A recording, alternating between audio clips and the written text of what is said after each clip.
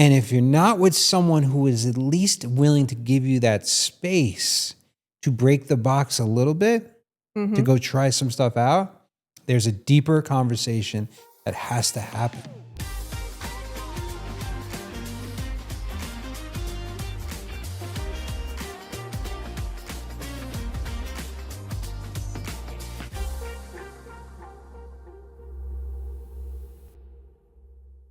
You look comfortable. I am.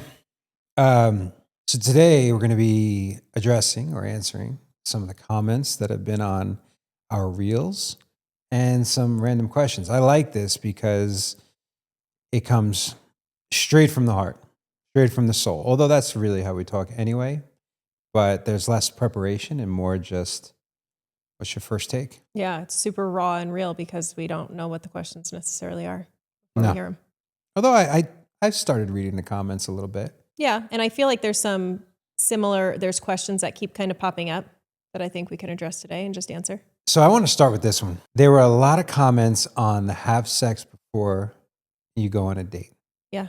So a lot of people were super flexing. They were like, if you have to get it into a quickie and you have to do it that way, are you even having sex right? Or I like the anticipation and the tension of the night. And then someone responded, you haven't been married a long time. Yeah, or you don't have kids. Exactly. Or if you have to plan it, is it even worth it? Or there was things like that. And then some were like, this is an incredible idea. And then some were like, and then you have the possibility of doing it twice. Overachievers, right? Yeah. Like get it in before you go out on your date. And then if everything's great, you can go for an encore. And so I like that. There was one person who, a woman was like, same girl on the stomach issues. I mean, that was always my thing. Like anytime I go out to dinner, I have stomach problems. And then I feel bad because I'm like, well, of course I want to be intimate. Of course I want to connect with you after just having that. Because a lot of times it's us talking about things other than work when we're dating and stuff. But yet there's most of the time, and it feels like the older I get, I either physically don't feel great. Like I'm like, okay, now I'm bloated. I just ate, or I'm really tired. And it's like not the even whole that. thing. I mean, let's just take the sex out of it for a second. Sometimes it ruins your experience of concert or wherever we're at. What do you mean?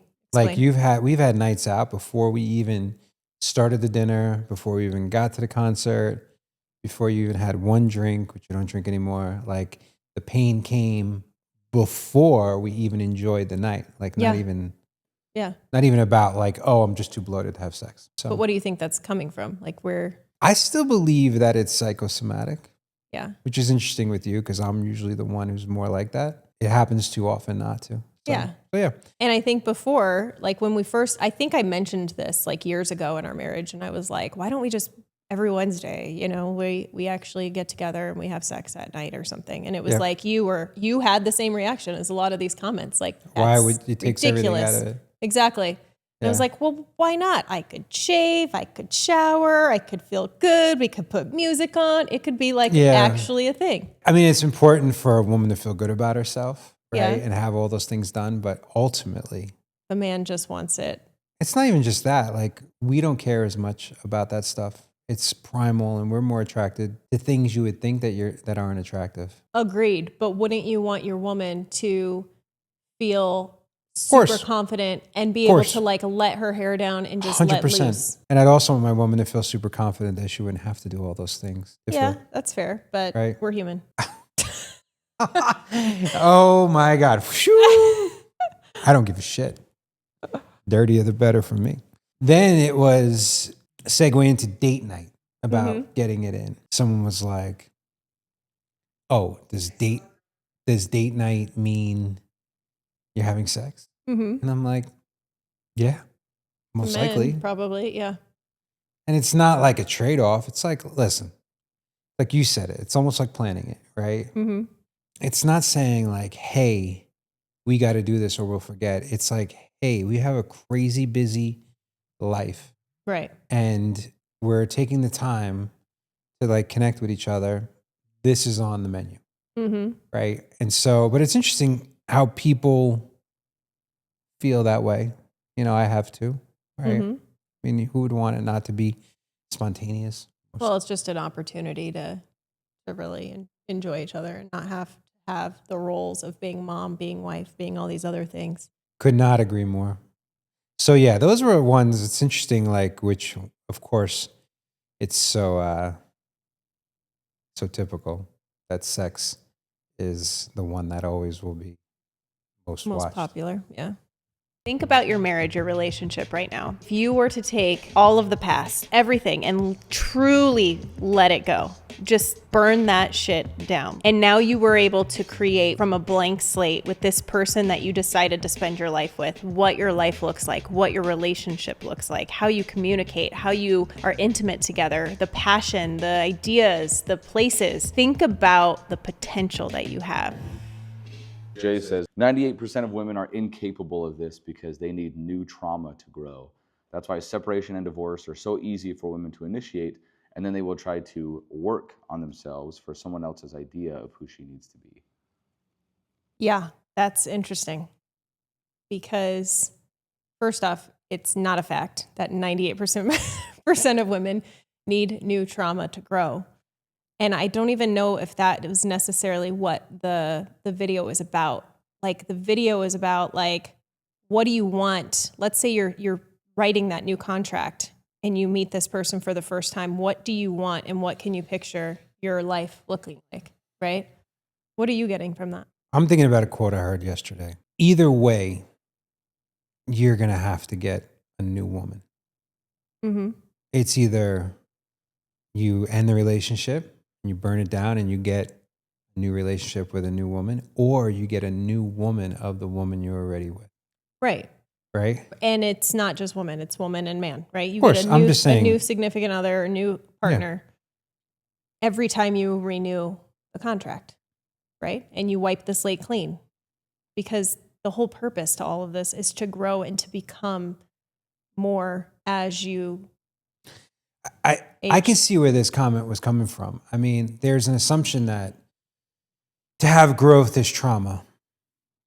There's some pain, so I could understand like you need some new trauma, new pain. And I've been thinking about this a lot. There's a reluctance of the dying off process that we all have with ourselves and with the other person in a relationship. Yep. So it's three deaths at once. Right. Well, not at once. You're not even having it at once. You're having the death of yourself as the individual, the growth. Mm-hmm. The other person is going to go through a death either before you or after you, because you're not on the same timelines of this growth. Yep. Right? And then you have these two processes of death. The relationship has to have a death as well. Mm-hmm. This is why relationships are so difficult in the first place, because everyone's growing and evolving at such a rapid pace, or not. Well, rapid pace and at different paces. Yes. Right? Like there's many a times where you're growing into a different person and I'm like, well, I feel a little lost or left out, and vice versa. No one wants to be left behind. Yeah. Right? And so then staying together or reconnecting during the entire process, giving each other time to see, oh, she has changed and grown, which she hasn't changed. She's just evolved. Mm-hmm. I'm changing and evolving. Hopefully I am. And when I do, are we unrecognizable to each other, or are we even more desirable for each other? Yeah.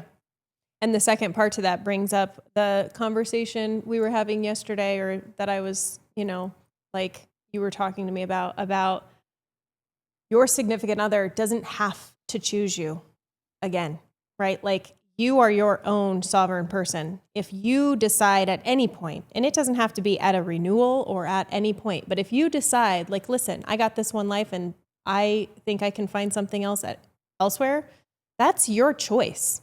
That is completely and utterly a choice that you can make at any point. Part of being in a relationship is being able to be vulnerable to the fact that that other person can leave you at any moment.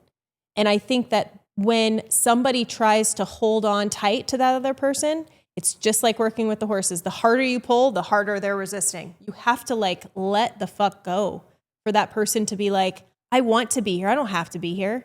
And you can't make me be here either, because those relationships aren't going anywhere. It's a saying, a leash is nothing but a noose on both sides, right? And so I agree.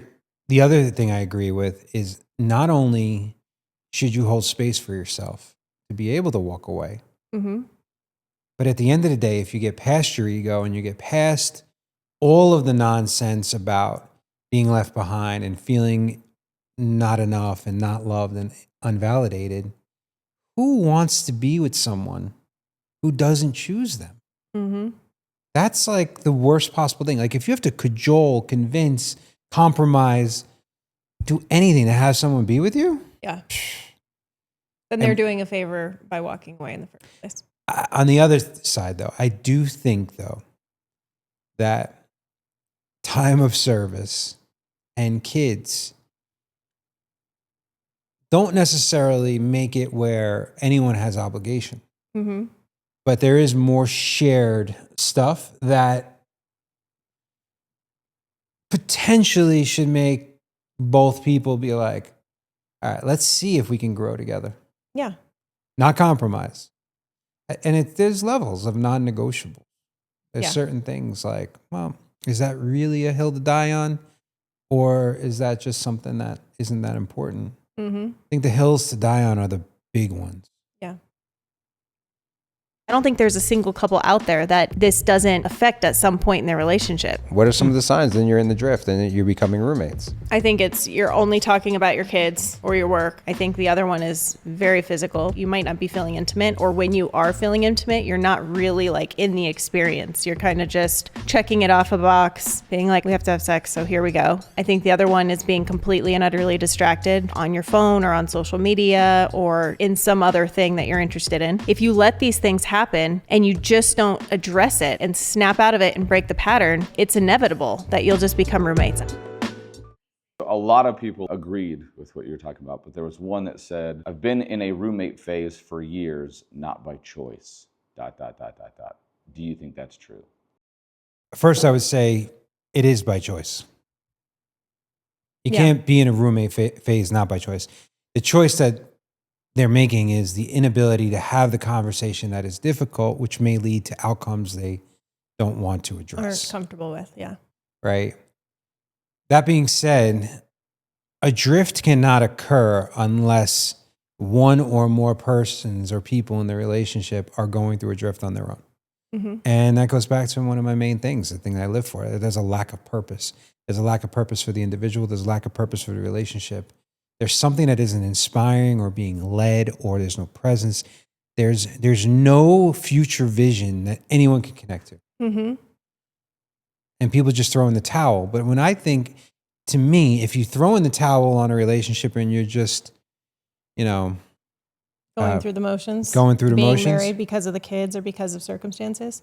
then you're going through the motions first with yourself. Well, yeah, you're settling, right? You're settling on your life, Yeah. right? Like years are being wasted on like, well, if something has the potential to be passionate and intimate and fiery and fun, and yet you're just, well, this is just what it is. This is what I deserve. This is what I'm going to go get.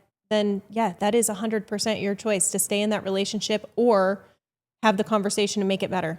By far, this is the thing that we're most aligned on, right? This is just a very comfortable prison. And instead of being in prison by yourself, you have a cellmate. Yeah. Like you've just given up on everything. And this is something also, the roommate situation, I think every couple that's married for a certain or together for a certain amount of years will experience at some point. We've Yeah. absolutely.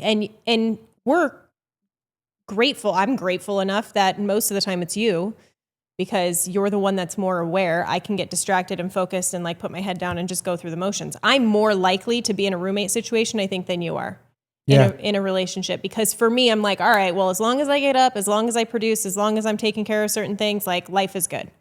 You're the one that's like, hey, hello, like I need your attention, or we need to go on date nights, or I'm not feeling connected, or we need to have sex, or whatever. And it's those, and a lot of times I put up a wall and sometimes get defensive because I'm like, what do you mean? It's not just me. Well, you're not even saying that it's not just that it's me, right? You're just saying that our relationship is drifting, right? And we either need to wake the fuck up or do something else, right? And so I think And it takes even when the partner. even when I'm one of the reasons why we're drifting, Yeah. I'll still name it. Yeah. You are definitely better at naming things like that. Which is what you said. You got to be willing to shake it up. You got to be willing to interrupt the pattern. And a lot of the times I'm like, man, like I'm bringing this up and I may even be the one who is more responsible for the situation that we're in. And I'm not going to say this from a sexist or misogynistic way, but as in our relationship, I feel like I should at the very least be the one to lead it from the out front and start it. And so if we're in a drift, I take so much personal responsibility, maybe too much, right? And so then I'll go into the paint and be like, we need to have this conversation. And it's a shame because people live in fear on this. And I see so many people, I know so many people, and I'm like, they're living so below their potential in themselves and in their relationship, and everything that is possible for them to have everything they want is right there in front of them. And yet they will imprison themselves, box themselves in. Like it's a blessing and a curse for me because when I see people, when I talk to people, I see literally my vision is the best version of them. And I can't unsee it. Right? And so when you're drifting, you are settling. You're saying, I'm willing to lower my standards for this comfort that is truly a trap. Yeah. And I think the longer you stay in that, comfortable place that you've built, right? The prison that you're saying, the harder it is to break yourself out of it.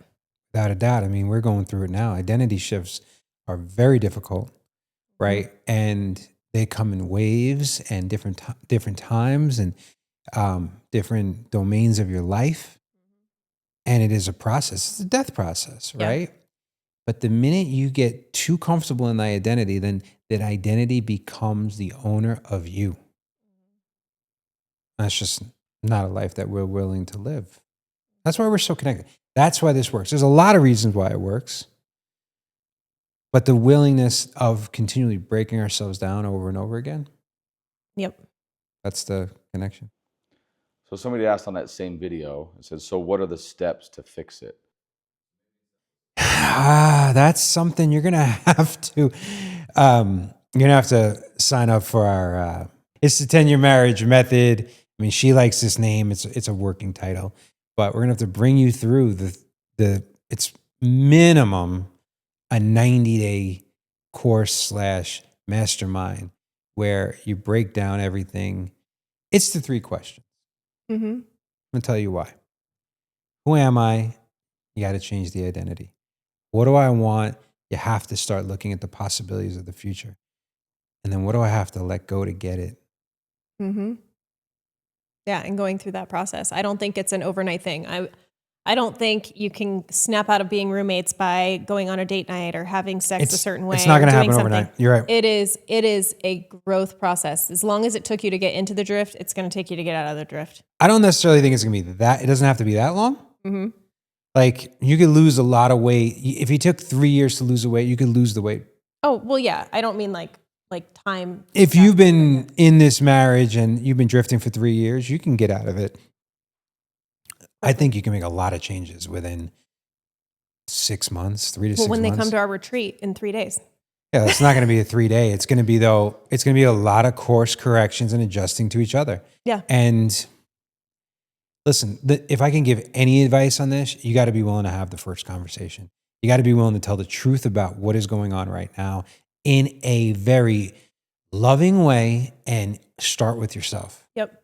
Like that has to happen. The success or the results that you're looking for are on the other side of the conversation you have not yet had. Good. I am like super. Ding, ding, ding, ding. This is what happens when basically fasting. If you cheated on me, I'd have to take a really hard look at what I was doing in the relationship to have that occur. So much deeper than surface level sex a lot of times. Somebody's not feeling desired, somebody's not feeling wanted, or they're feeling rejected or something like that. And if that was the case, I'd want to be like, let's get to the bottom of this, because I would never want you to feel that way or me feel that way. You know what I've heard a lot? Emotional affairs. See, that to me would be probably worse than a physical affair. A woman being like, I'm so in love with you, and you saying it back, that would hurt more than you having sex with somebody. You know what I mean? Just don't say I love you. Just don't say I love you. You're ridiculous. One of the comments said, all cheating is premeditated. And I actually agreed with that. You don't just fall into some woman. You know what I mean? Like, it's like, oh my God, I am so turned on right now. This person and I, like the amount of obstacles or like checkpoints along the way that you have to go past to get to a point to cheat. Even if it was a one night stand, it would have to be like, well, I'm very attracted to this person, or this person's attracted to me, or would I ever cheat on my wife or my husband? Or, oh my God, I'm taking my clothes off. Like, it's not just one thought. It's a succession of thoughts. It's a succession of actions that lead to that. So to me, there's root causes that are so much deeper that would get you to a point to have an emotional affair or a physical affair. Agreed. But you're talking about the cheater perspective. And the video is on the person being cheated on. Oh, right? got it. So like fair. The victim, as you would say, the one that was cheated on, right? And I think we get a lot of backlash on this because our point of view is like both parties are responsible for somebody swaying, right? Yep. And it goes back to what we were just talking about with the drift, right? So this is great. Okay, so not all the time.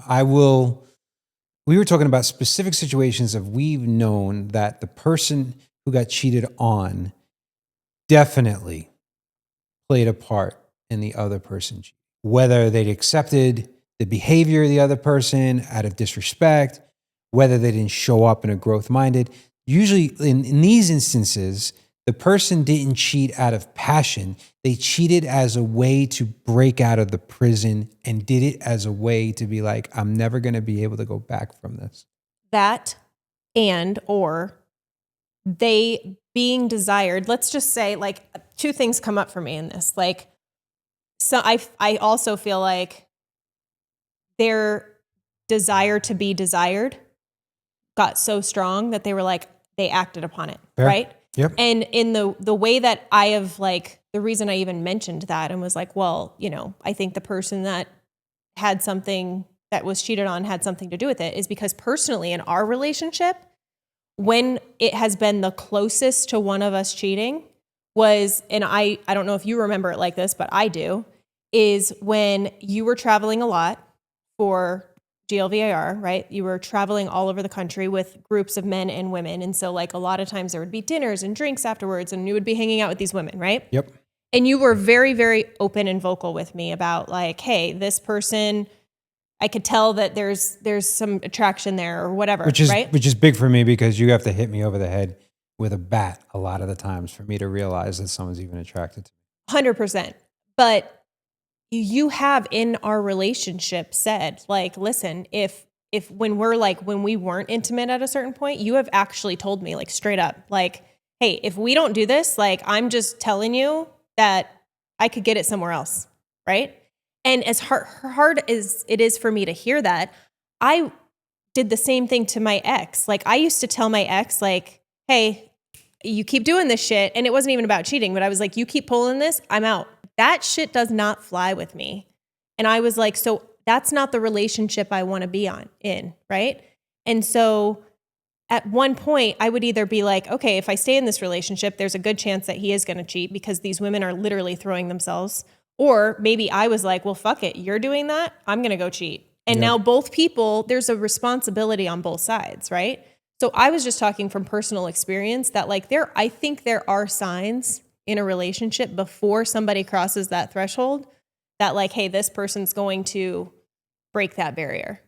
And it's, you know what I mean? And if the person is just like, well, I don't want to address it. Like, I don't necessarily, you know, I'm not making that person feel desired. I'm not making them feel wanted, or I'm not. Well, that's why prioritizing during that intimacy. time I was so concerned and so jealous because I'm going out into these trips, telling you everything. You're not happy that I'm going on these trips. I'm spending so much time on these text threads and these phone calls. Remember? But then I'm like, I'm leaving you home And I'm like, you are already concerned that I'm cheating, which I'm not.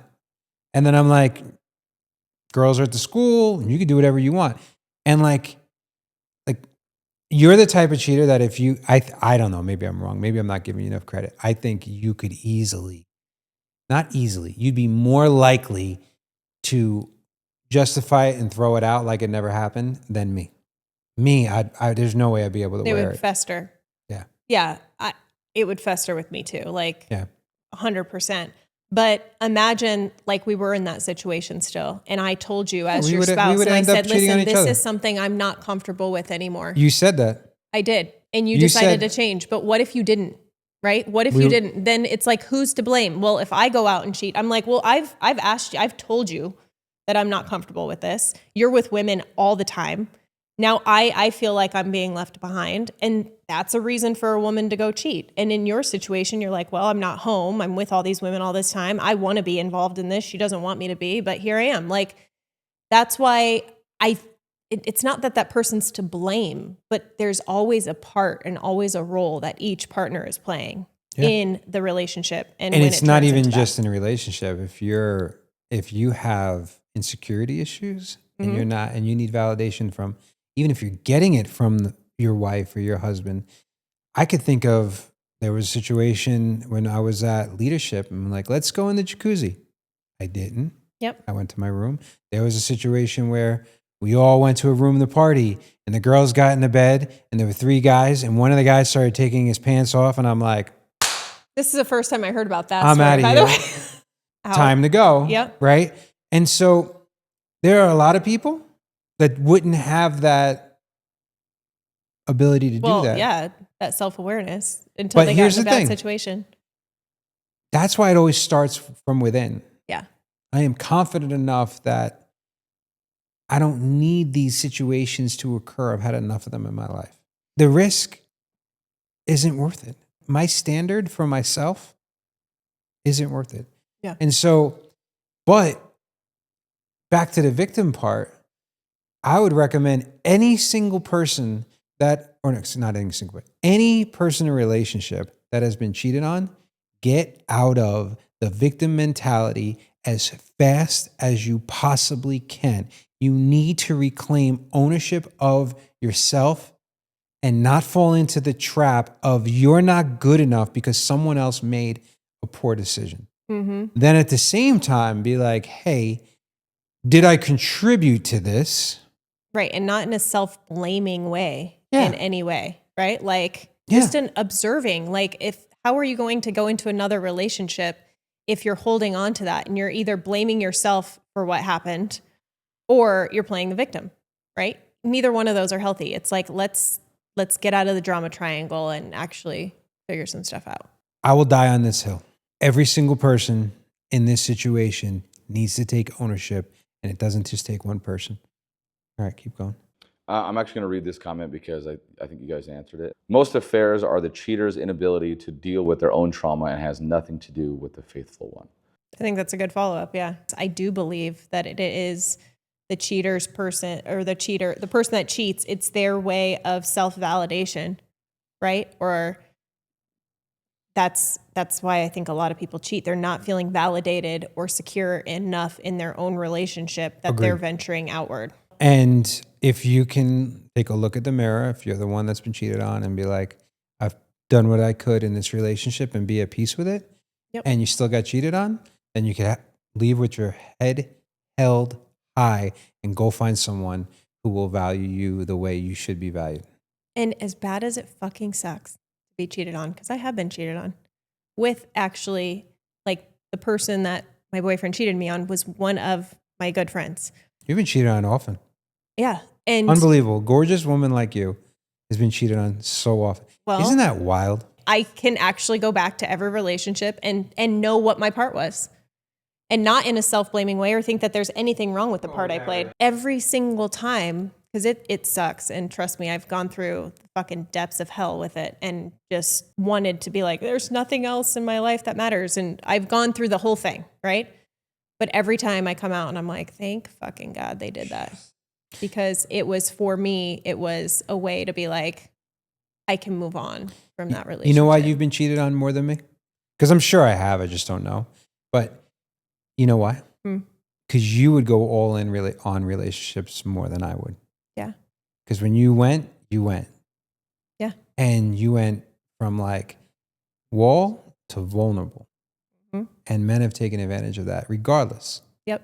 Whereas I have really only went super deep with 3 women in my whole life.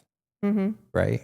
Yeah. Every other relationship I had, kind of dating, backdoor escape hatch. Yep. So it's impossible. It's not impossible, but it's very difficult to be cheated on when you're always looking for like a way to escape.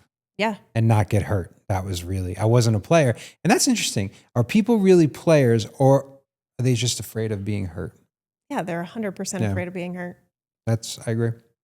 Since we've been doing the 3-2-1, I feel like our sex life has improved. Why don't you explain it 3, 2, 1? It's 3 hours before bed, no eating. 2 hours before bed, done working. 1 hour before bed, no electronics whatsoever. And then we go to bed at 9:30 is the goal. If we can get the girls to sleep by 9:30, then we have 9:30 to 10. And we have much better odds. Yeah, no doubt. Let's be real, guy. From 9:30 to 9:32, and then you're out. I mean, like 9:30 to like 9:38. I mean, depends on the night.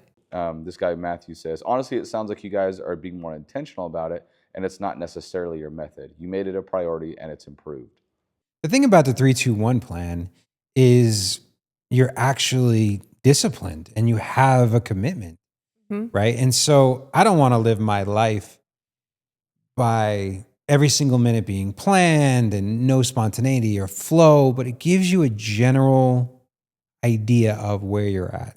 And I think that it opens up me time. And for me time can be us time, right? For me, like connecting with you is like helps my soul and helps my connection. So like us prioritizing that, like the comment said, is super important, you know, instead of somebody coming in and interrupting every 5 seconds, like when we're having a conversation or when we want to pull a card and we want to like, it doesn't even have to be sex. It's just how are we going to be able to spend time to connect with each other when the second we open the car door and we're picking up the kids, it's about them. It's getting very clear about an outcome and not having to have exactly this direction to get there.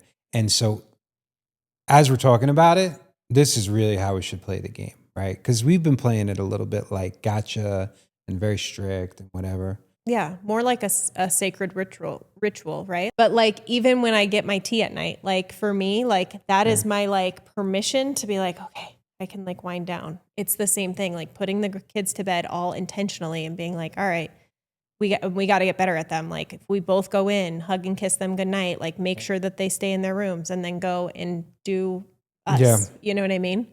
And connect however we want to, whether we're reading next to each other or whether we are intimate or whether we're just having a conversation. And what I like, and it's almost like a choose your own adventure. If you have intentions set around the outcome, it can get really interesting and more fun rather than like a chore. Like, all right, the goal of not eating after dinner is so that, or saying kitchen's closed or we all brush our teeth is so that there isn't like chaos and everyone's like sugar and because then that pumps everybody up for bed. Like that alone, great. It's healthy. It's better for sleep, better outcomes. That's a super easy one. But the other one is social media or calls or things like that, like especially for us, right? And so if you're like, what's the result we're looking for? Have like 3 or 4 reasons or maybe even 10 of why you want to do the 3-2-1 plan and what each one represents, even better.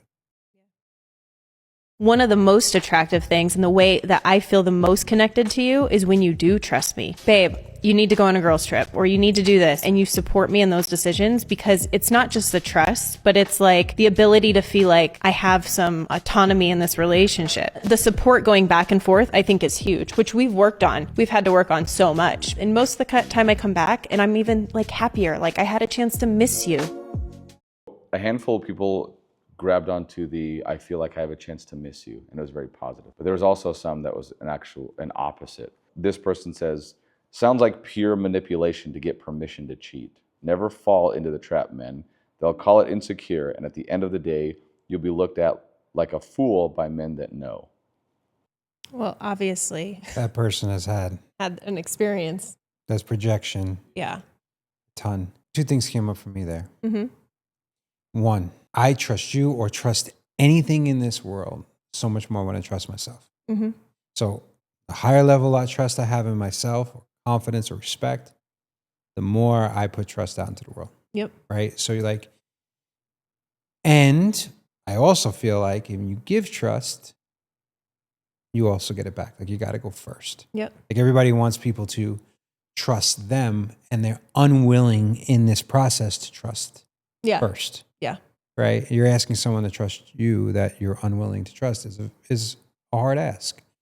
The second one, which I think pertains more to relationships, is it's easier for me to feel confident and secure in our relationship when you're communicating with me, Mm-hmm. when we are physically intimate, even if it's not penetration.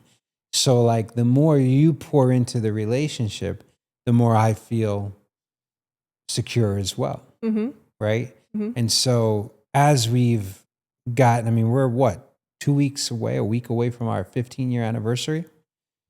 My trust level is the most it's been Mm-hmm. in our relationship.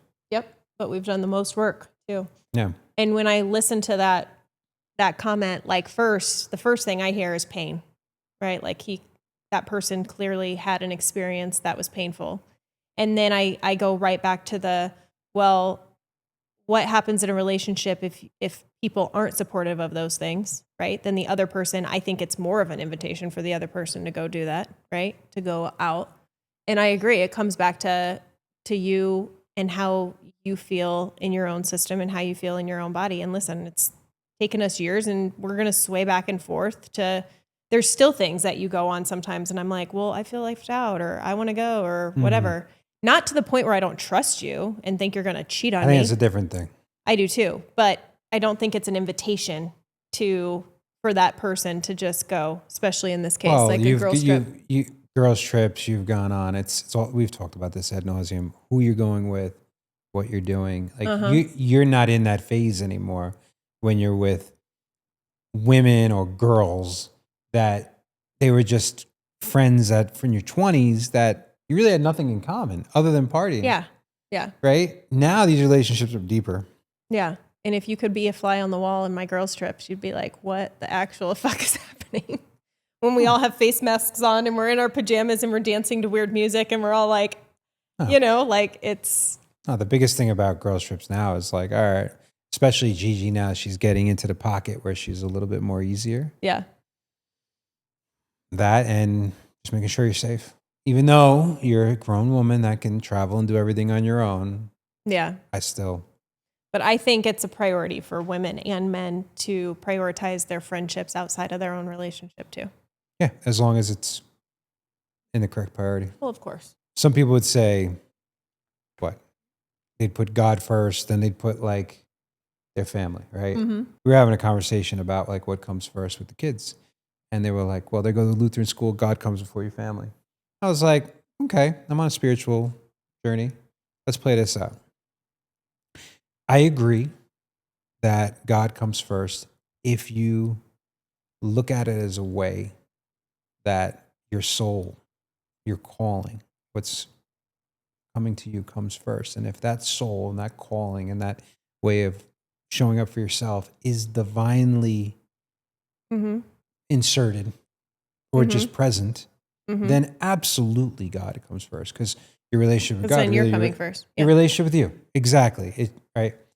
And then I do believe it's a sacred game of like your significant other and your children, and then your friendships. If to 100%. me, And then hopefully your work. What? And then hopefully work comes after all of that. You know what I thought you said?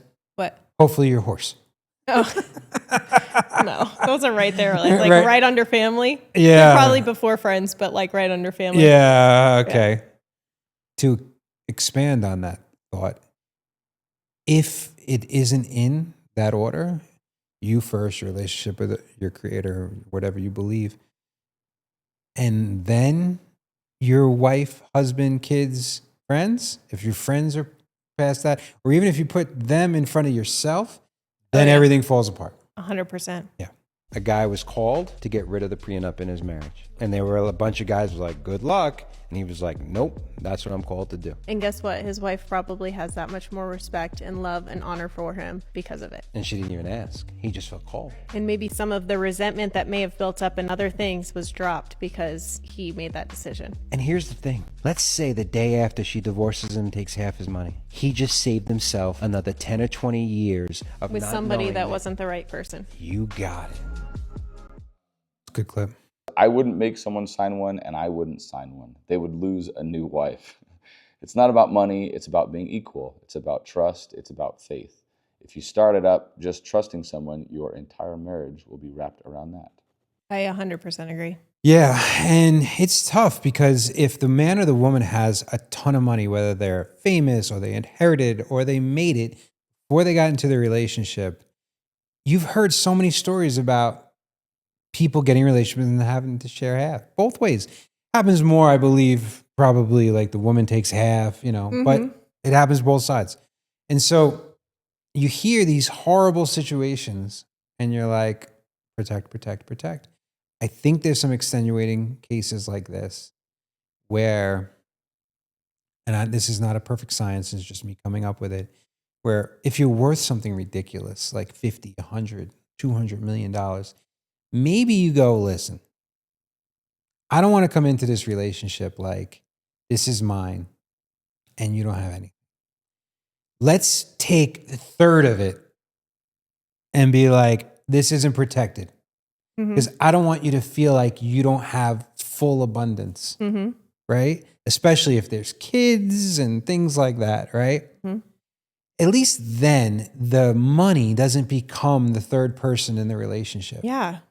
I just feel like you just said it, like right before this with the prioritizing. Like a prenup is you prioritizing your money and your worth over your external worth, not your self-worth, over your relationship.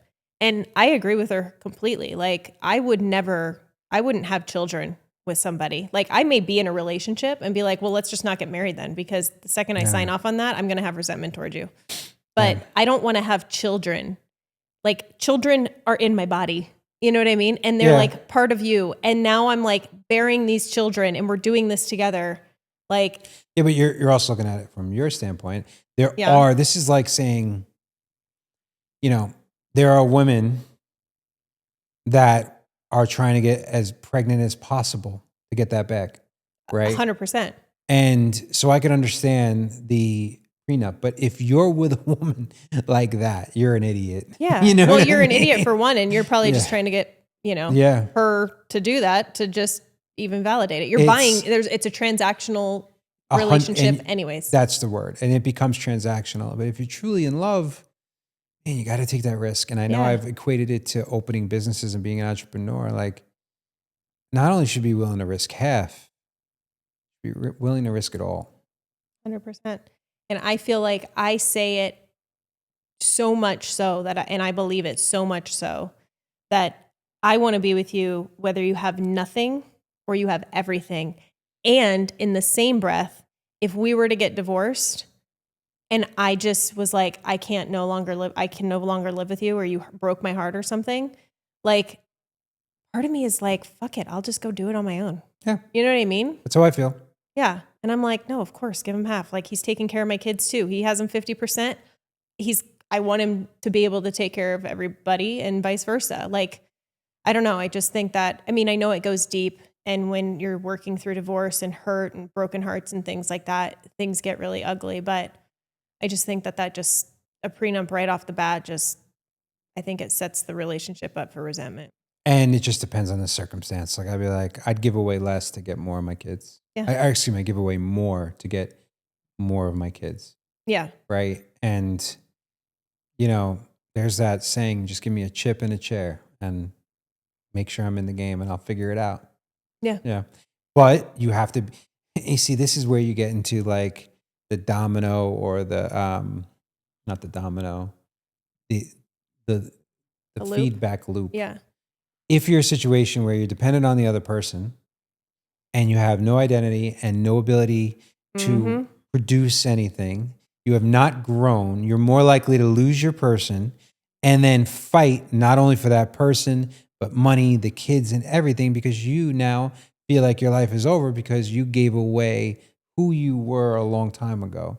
And so if you just do the work now, the likelihood of that person ever leaving you goes down dramatically. And if they did, well, that's the ironic part.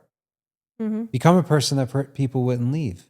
That doesn't mean being needy. Become a person who's grounded. Or when they leave, you're like, well, sorry, you're fucking lost. Oh my God, yeah. Like the best way to describe our relationship is I want you, I don't need you. To be in a relationship where you truly can say like that to each other, right? Be a man and or a woman who is in shape and desirable, that produces, that is great with kids, that is growing, that is educated, that has purpose. If you're that person and you still choose each other, it's beautiful, right? It's so much easier. So get to that point in your relationship where you're like, wow, I have everything I could possibly want and I still want this other person, right? The other thing I think, and this is kind of the time served idea I was talking about, it's a horrible way of putting it. We were talking about, Prison sentence. I know, but history matters, right? Yeah. And there are certain things where you're like, wow, I've been through so much with this person. Like even with Nikki, it's wild for me. Like I spent a good portion of my life. There was like, she was in my life in some way for like a decade, right? And so as you're growing, you better hold space for that other person, especially with Ozempic and all this shit right now, where someone like, let's say the man has been heavy for 5 years and he goes on Ozempic or one of these GLPs and loses 80 pounds. And he goes from being the heavy one in a relationship to now the ripped one in a relationship. God forbid this guy has the balls to weaponize that weight loss and look at his wife and go, okay, what's going on with you? Like you got to at least put in this Equal effort here, buddy. This woman was with you when you were a fat fuck. Like, come on. You know what I mean? And so there's something about that too. Yeah. Not obligation, but like if you're truly in it, I'm not saying you let somebody like lose themselves completely, but you got to give them a chance to come back, especially if you love them. Yeah. Help support them through it. We're really aligned. But what happens in a relationship where one person is ready to break that box and maybe they're obsessed with a new spirituality or wellness or something that's foreign to both of them, and the other person is like, nope, I'm comfortable. We're living this great life. Why can't you just be grateful? What happens to the couple? The person who's not on board is potentially going to be left behind. Or the other person is going to slowly die inside because they're not fulfilling that. Well, if that's the case, there is a version of our marriage that would imprison you and I, or at least one of us. Fortunately, we have left those versions behind. We have burned them off. We have let them die. And we're going to have to let this version die at some point. He says, thank you for this. I deconstructed Mormonism, started a new business, and now love self-development. It's been painful for her, so I'm stuck in a box to keep the peace. So my assumption there is there's potentially a religious component there, right? Which is great because that's a deeply held, seated belief. And it's like one person now sees it a little different and the other one's... This is something that can absolutely tear two people apart. Because all I could think of is someone likes Trump, someone doesn't, right? That's something that can, at this point in our world. Yeah. And so that's the black and white. I think the gray here, if I was talking to him, I'd be like, okay, what do you both still believe that is the same? And then what parts, what edges have you just rounded that has changed? And I think everyone has the right to have, I don't call it existential crisis, but the ability to question everything.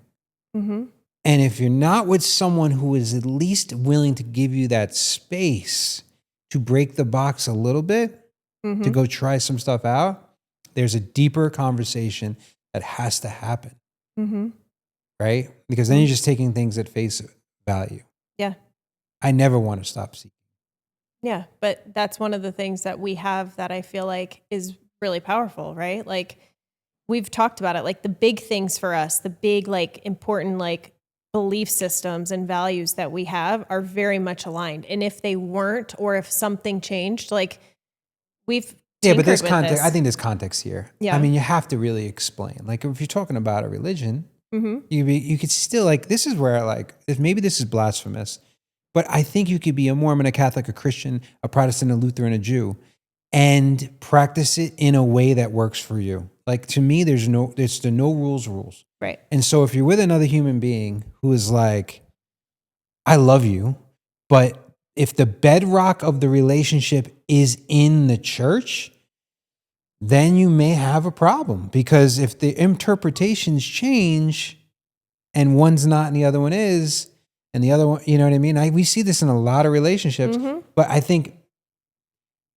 religion is a great like metaphor of other things that happen in the relationship that people aren't willing to break. It's just, it seems so sacrilegious, but is it any different than moving to another city, changing jobs, changing a house, having kids, right? It's the same stuff. Yeah. And I think you could meet it with curiosity instead of judgment.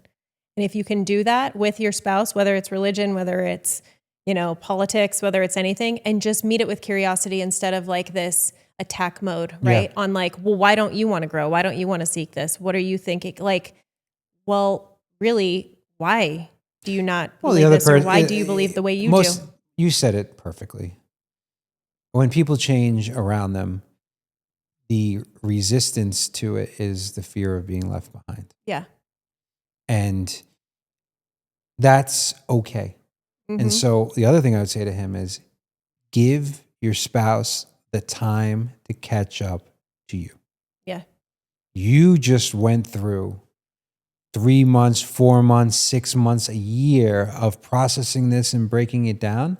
So you're enlightened, and now you're just expecting everyone else to be enlightened around you. You're going to have to give them time to catch up. And self-development is exactly that, right? It's holding space for others on their own journey, also while growing, and also knowing that self-development is never ending. Yeah. Like there's another version of him that he's going to meet, and another version. It's like, it's just going to continue to grow, and hopefully they grow stay on the same trunk and branch out, or they don't. And there's that's ways, okay like too. if you guys were all like, I'll tell you, my grandparents, my grandmother, my dad's mom, she would not step foot into a Catholic church. She was left-handed. They beat the hell out of her left hand. It was a sign of a devil. She ended up having 5 kids, 4 of which were left-handed. She didn't want to go. My grandfather took them all to church, all 5 of them. My grandmother didn't go. And she would be like, don't be alone with the priests. And they made it work, right? Yep. They figured it out. And so if you were really into that, maybe sometimes I would go. Maybe I would find my stuff, and then I would have conversations with you that were maybe broader and open the scope a little bit more. At the end of the day, is their love for each other stronger than their love for the church? If the answer is no, then there's a problem. I like this. I do too. I don't God, feel I like feel- I have to ask all the questions. I could be. The answer.